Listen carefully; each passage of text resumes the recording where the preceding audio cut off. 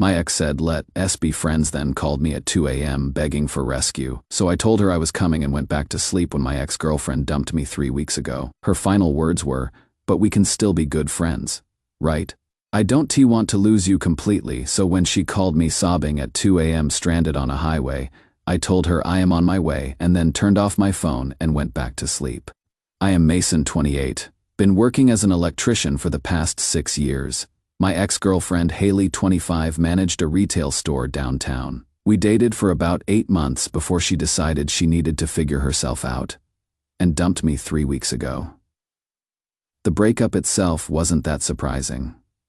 Honestly, she had been acting distant for weeks, always on her phone when we hung out, making excuses not to spend the night at my place. When she finally pulled the trigger, her exact words were, "Mason, I need space to figure myself out. This relationship is holding me back from discovering who I really am." I am sitting there on my couch thinking, okay, fair enough. I am not going to beg someone to stay who doesn't want to be there. Relationships end. It happens. But then came the part that really pissed me off. But we can still be good friends, right? I mean, we have such a great connection. I don't want to lose you completely. You are such an important person in my life. I looked at her sitting on my couch, the couch I bought in my apartment where she had been basically living rent-free for 3 months, eating food from my fridge, and realized what this really was. She wanted to keep me around as her emotional support backup plan while she went off to discover herself. Of course, sure thing, I told her with the most genuine smile I could manage. What I was thinking was, are you kidding me? You just told me I am holding you back from being your true self. But now you want me as your free therapist and emergency contact. Yeah, we will see how that friendship works out. Since the breakup, I have been treating her exactly like what she asked for. A distant friend when she texts asking how was your day. I respond with good or fine. She has been getting increasingly frustrated that I am not being her emotional dumping ground anymore. "You are being so cold to me," she texted me last week. "I thought we were going to be friends." "We are friends," I replied. This is how I talk to my friends. Which was true. I don't spend hours listening to my buddy Trevor complain about his job or analyzing his relationship problems. Friends say what is up, hang out occasionally, and mind their own business. Last Tuesday night around 2:17 a.m., my phone started ringing. I was dead asleep after pulling a 12-hour shift running new electrical in an office building across town. The caller ID showed Haley's name. I almost didn't answer. Nothing good happens at 2 a.m. "Mason, oh my God, I am so sorry to wake you up, but I really need your help." She was crying, sounded genuinely distressed. Her voice was shaky, and I could hear wind and traffic in the background. "What is wrong?" Derek left me stranded. I am on Highway 45 near the old Walmart, and it is starting to rain. My phone's about to die, and I don't know who else to call. Derek. I had heard about this guy through mutual friends. Some wannabe street racer with a souped-up Honda who thought he was in Fast and Furious. Apparently, he had been the real reason for her needing space. She just hadn't been honest about it. He just drove off and left you there. We went to this underground racing thing out past the industrial district. Derek was showing off, trying to race this guy with a Mustang. We got in a huge fight because I told him it was stupid and dangerous. He told me to find my own way home and just peeled out. "Mason, it is about to storm really bad. Can you please come pick me up? You are the only person I trust." I could see lightning flashing outside my bedroom window, and thunder was getting louder. Part of me actually felt bad for her. Nobody deserves to be abandoned on a highway at 2 a.m., especially with a storm coming. But then I remembered her sitting on my couch 3 weeks ago. This relationship is holding me back. Let's just be friends. All those times she had blown me off to hang out with Derek and his crew while still expecting me to be her emotional support system. Oh wow, that really sucks, Haley. Yeah, I will be right there. Just hang tight. Really? Oh, thank God. Thank you so much. I knew I could count on you. You are such a good friend. No problem at all. I am getting dressed right now. Should be there in like 30 minutes tops. Just stay safe and watch for my truck. Thank you, thank you. I will keep an eye out for your headlights. Drive carefully. Drive carefully up. When I woke up at 6 a.m. for work, my phone had 47 missed calls and 23 text messages. The progression was beautiful to watch. It started around 2:35 a.m. with her asking if I was close and mentioning that it was really starting to rain. 13 minutes later, she was wondering where I was and saying she couldn't see my truck anywhere. By 3:02 a.m., she was getting worried, telling me it was pouring and asking again where I was. That is when the panic really set in. At 3:15, she was texting in all caps demanding to know where the hell I was. By 3:28, she was furious, saying she had been standing there for over an hour. The messages got nastier after that, calling me a piece of shit at 3:45, then telling me she hoped I would rot in hell around 4:12 a.m. The last message came at 4:38, and by then the anger had turned back to desperation. She was soaked and freezing, asking how I could do this to her. She was apparently soaked to the bone, shivering, and absolutely furious when he found her. According to my buddy Trevor, who heard the story from Derek's friend Marcus, Haley ended up standing in the rain for almost 2.5 hours before Derek's guilty conscience kicked in and he came back for her. She was apparently soaked to the bone, shivering, and absolutely furious when he found her. Around lunchtime, I texted her back, "Sorry, fell asleep after I got dressed. Long day at work yesterday. Glad you got home safe though." She didn't respond for 3 days. When she finally did, it was a long paragraph about how hurt and disappointed she was, how she had trusted me, how this proved I never really cared about her. I replied with, "That sucks. Hope your phone didn't get water damaged." I figured that would be the end of it. She would finally understand that I wasn't going to be her backup plan, and we could go our separate ways. I was completely wrong. What happened 3 months later showed me just how wrong I was, and it led to the most satisfying moment of my entire life.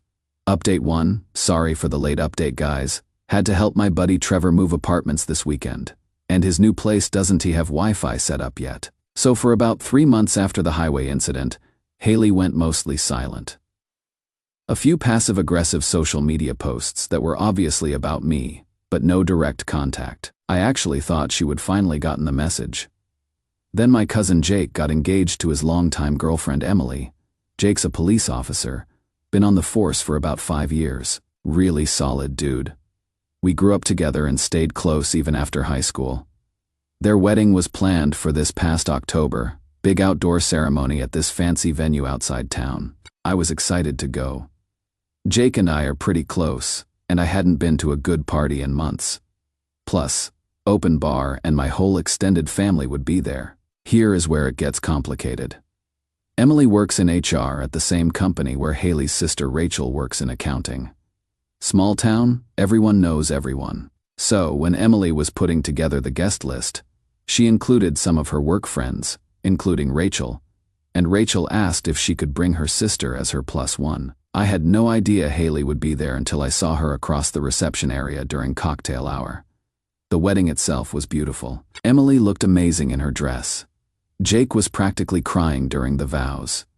The whole thing was perfect. I was having a great time catching up with relatives I hadn't seen in months, drinking good beer, and enjoying the party. Then I spotted a familiar face. Haley was wearing this tight red dress and hanging on the arm of some heavily tattooed guy I had never seen before. This dude looked like he had walked straight out of a Sons of Anarchy episode. Full sleeve tattoos, leather jacket despite it being 75 degrees, multiple facial piercings. The whole intimidating biker aesthetic. I am thinking, what are the odds? But whatever. It is a big reception. I will just stay on my side of the party and avoid any drama. Haley sees me at the same time I see her. The smile immediately drops off her face, and she gets this bitter, angry expression. She starts whispering something to her tattooed boyfriend, pointing in my direction, while trying to look casual about it. I just shrug and turn back to my conversation with my uncle about his new fishing boat. I am not about to let my ex ruin Jake's wedding day. About 20 minutes later, while I am at the bar getting another beer, this tattooed guy comes walking up to me. He is trying to look intimidating, puffing his chest out, walking with this exaggerated swagger, like he is about to start some shit. "Yo, you Mason, Yeah, who is asking? I am Axel. He says it like I should be impressed or something. I heard you are the piece of shit who left my girl stranded on the highway. I look over his shoulder and see Haley watching us from across the reception, arms crossed, with this smug expression, like she is about to watch me get my ass kicked. Your girl? You mean Haley? Yeah, Haley. She told me all about how you abandoned her in a thunderstorm. Real tough guy, huh? Leaving a woman alone on the side of the road. The guy is clearly trying to start something. But honestly, he didn't look that intimidating up close. He was maybe 5'8", probably 160 pounds soaking wet. All the tattoos and leather couldn't hide the fact that he looked like he had never been in a real fight in his life. Listen, Popeye, I don't know what story she told you, but don't call me Popeye. He gets in my face, trying to chest bump me. I see Haley walking over with this satisfied grin, like she is enjoying the show. Mason, if you apologize to me right now and mean it, she says loud enough for people around us to hear, I might tell Axel to back off, but you better make it sincere. I just started laughing. I couldn't help it. The whole situation was so ridiculous. Are you delusional? You think I am scared of this wannabe tough guy? Axel's face turns red. Wannabe? Wannabe? Call whoever you want. Tough guy. I will fight you and all your friends. You sure about that? Yeah, I am sure. Bring him on. I don't give a shit how many people you call. I grin at him. All right, bet. I turn around and yell across the reception. Jake, come here for a second. Need to introduce you to someone. Haley's face goes white. I guess she suddenly remembered whose wedding we were at and who my cousin is. Jake walks over in his full dress uniform, looking every inch the cop he is. I don't understand why he suddenly changed into a military uniform, but whatever. It doesn't matter. He is about 6'2", built like a brick shithouse from years of CrossFit, and has this natural authority that makes people want to behave themselves. Even at his own wedding, he carries himself like a police officer. What is up, cuz? Everything okay over here? I gesture to Axel, who suddenly doesn't look quite as confident. This gentleman here was just telling me how he wants to fight me and all my friends. Thought you might want to hear about his plans. Jake looks at Axel with that cop stare. You know the one, where they are sizing you up and deciding whether you are worth their time. That right?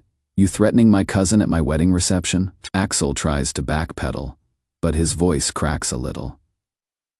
Nah, man, it is not like that. This dude disrespected my girl. So you are causing a disturbance at my wedding reception? By now, other guests are starting to gather around us. Some of Jake's cop buddies, my uncles, Emily's family. Everyone's watching this unfold.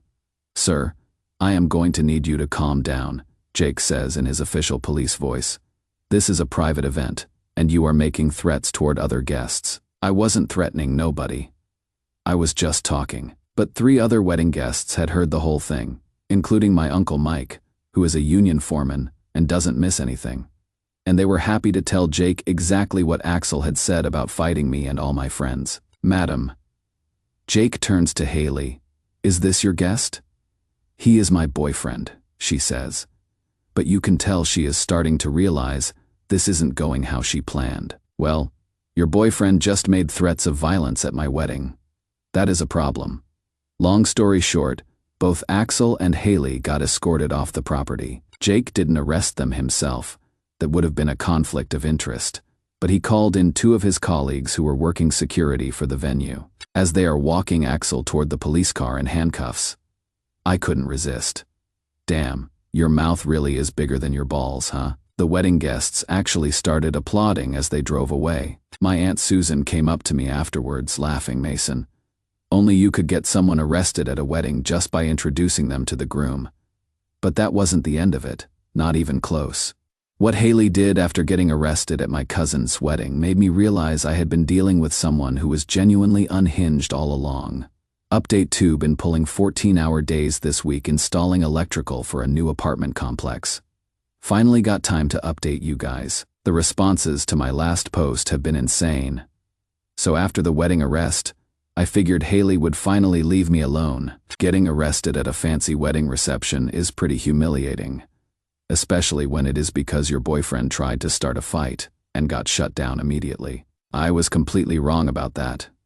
2 weeks after the wedding, weird stuff started happening. My Instagram and Facebook were getting strange comments from accounts with generic names and no profile pictures. Nothing directly threatening, just weird shit. Like what goes around comes around, and karma doesn't forget. I blocked them and didn't think much of it. Then I started noticing the same white Honda Civic driving past my job sites. I work construction, electrical, so I am at different locations around town, depending on the project. The thing about construction work is that our schedules get posted on the company website for clients and inspectors. Anyone can look up where Mason Kowalski from Hartman Electric is working on any given day. At first, I thought it was coincidence. White Honda Civics are everywhere. But then my coworker Danny pointed it out. Dude, that same car has driven by like 4 times in the past hour. Chick behind the wheel keeps slowing down to look at our truck. Sure enough, it was Haley. She would drive by slowly, park across the street for a few minutes, sometimes get out and take pictures of our work truck and the job site. My supervisor started asking questions. Mason, you having personal problems that are going to become company problems? Because we cannot have people stalking our job sites. Clients get nervous about security. The worst part was when she started showing up at my apartment complex. She had sit in her car in the visitor parking, just watching my building. My neighbor, Mrs. Rodriguez, asked me about it. Mason, there is a young woman who has been asking questions about you. She said she was your girlfriend and was worried because you weren't answering your phone. She seemed very upset. What kind of questions? When you come home from work, if you have other women over, things like that. I told her I mind my own business. Then she started calling my mom. My mom calls me up, confused as hell. Mason, this girl Haley called me crying. She said you two broke up, but now she is scared of you. She asked me if you have ever been violent. What is she talking about, Mom? She is my ex-girlfriend, and she has been stalking me since we broke up. She is lying. She sounded very upset. She said something happened at a wedding where you threatened her. My mom knows me well enough to realize Haley was lying, but it still pissed me off that she was dragging my family into her breakdown. The final straw came 6 weeks after the wedding. I am at home Saturday morning drinking coffee when 2 police officers knock on my door asking about an incident with Haley Morrison. She filed a report claiming you assaulted her at a wedding last month. One of them says, my stomach drops, but I let them in and tell them the truth. Her boyfriend tried to start a fight with me. My cousin Jake had them both removed, and I haven't spoken to her since. Any witnesses? About 50. It was my cousin's wedding. I give them Jake's contact info along with my uncle Mike and 3 other people who saw everything. They take notes and say they will be in touch. One of the officers takes notes while the other one looks around my apartment, like he is expecting to find evidence of something. Mr. Kowalski, Ms. Morrison claims you cornered her by the bar and grabbed her arm aggressively. She says you threatened to make her pay for bringing her boyfriend to the wedding. That is completely false. I was getting a beer when her boyfriend approached me. She came over to join the conversation. I never touched her, never threatened her. My cousin has the whole thing on video if you want to see it. Video. The venue has security cameras everywhere. Jake, Officer Kowalski, had them save the footage in case there were any issues with the arrest. The officers exchange a look. We will need to see that footage. 2 days later, Jake calls me up. Mason, you are not going to believe this shit. I just spent 3 hours going through security footage with those detectives who came to see you. What did they find? Everything you said happened exactly the way you said it happened. The video shows Axel approaching you first. Shows Haley walking over to join the conversation. Shows her pointing at you while talking to him. At no point do you touch her or corner her. She actually approaches you, not the other way around. So I am clear, completely clear. But Mason, there is more. The detectives asked me to review her statement in detail, and there are problems with her story beyond just the video evidence. Jake explains that Haley claimed the assault happened around 8 p.m., but the timestamp on the video shows the confrontation happened at 6:47 p.m., and both she and Axel were already gone by 7:15. She also claimed I followed her to her car in the parking lot, but the venue's parking lot cameras show that never happened. The detective handling the case says this isn't just a bad breakup anymore. She is filing false police reports, and that is a felony. They are recommending charges.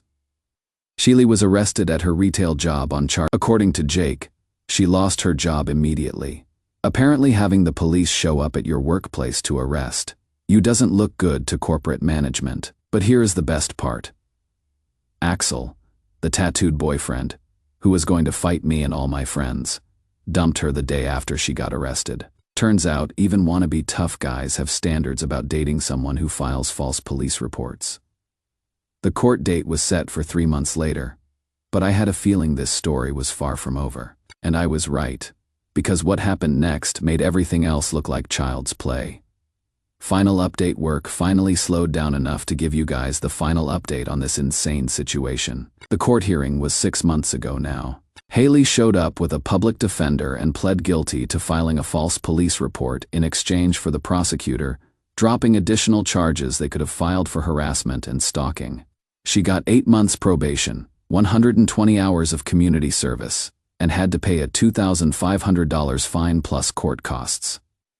She also had to agree to a 2-year restraining order. Jake told me that Haley lost her job at the retail store because of the arrest. Apparently having a criminal record for lying to police doesn't look good when you are in customer service, especially when it involves stalking your ex-boyfriend.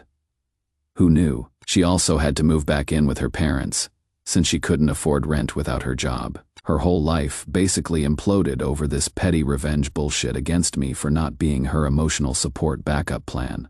The restraining order meant she could contact me directly, could come within 500 feet of my home or workplace, and could post about me on social media. For about 8 months, everything was quiet. For about 8 months, I got a friend request on Facebook from someone named Jessica Miller with a generic flower photo as the profile picture. Something about it felt off, so I ignored it. A few days later, Jessica sent me a message. "Hey Mason, I think we have mutual friends. Would love to reconnect and catch up sometime." I was about to delete it when I noticed something weird about the writing style. It sounded familiar, but I couldn't place it. I did some digging into the profile. It was created 3 weeks ago. Had maybe 5 friends total, and all the photos were generic stock images. Then Jessica sent another message. "I know this might seem weird, but I have been going through a really hard time lately. I am in therapy now and working on myself. I really miss talking to you. You were always such a good listener." That phrase, good listener, that is exactly what Haley used to say about me when she wanted me to listen to her problems for hours. Then came the third message. "I know you probably don't want to hear from me, but I have changed so much. I realize now how badly I treated you. Can we please just talk? I promise, I am different now." Now I was sure it was her, but I needed proof before I did anything about it. I screenshot everything and sent it to my cousin Jake. "Does this look familiar to you?" Jake called me back an hour later laughing his ass off. "Mason, I ran the profile through our system. The account was created using the same IP address as Haley's parents' house. She is violating her restraining order." What does that mean? It means she is going back to jail. Contacting someone you have a restraining order against, even through fake social media accounts, is a parole violation. Jake forwarded everything to Haley's probation officer, who apparently had been waiting for exactly this kind of thing.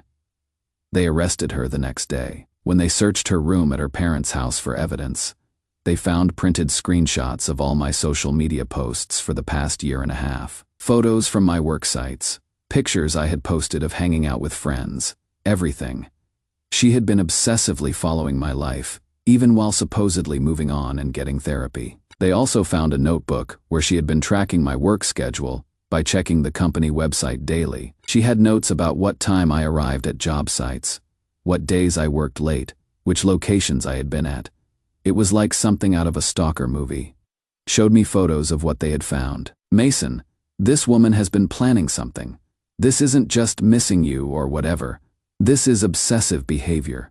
She got sentenced to 45 days in county jail for violating her probation, plus another year added to her probation period, and mandatory psychological evaluation.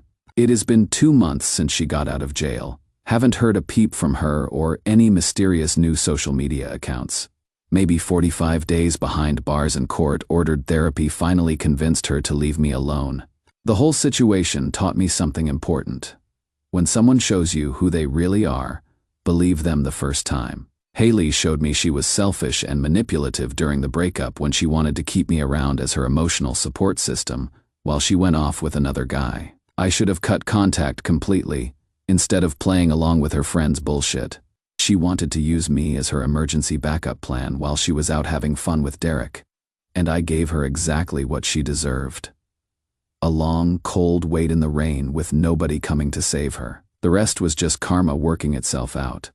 My cousin Jake still brings up the wedding incident whenever we are at family gatherings. Remember when Mason got that crazy chick arrested at my wedding just by introducing her boyfriend to me? It has become legendary family lore. Sometimes people ask me if I feel bad about what happened to her. Losing her job, getting arrested, having to move back in with her parents. But she made every single choice that led to those consequences. I didn't make her file false police reports. I didn't make her violate a restraining order. I didn't make her stalk my job sites and harass my family. All I did was treat her exactly like the friend she said she wanted to be.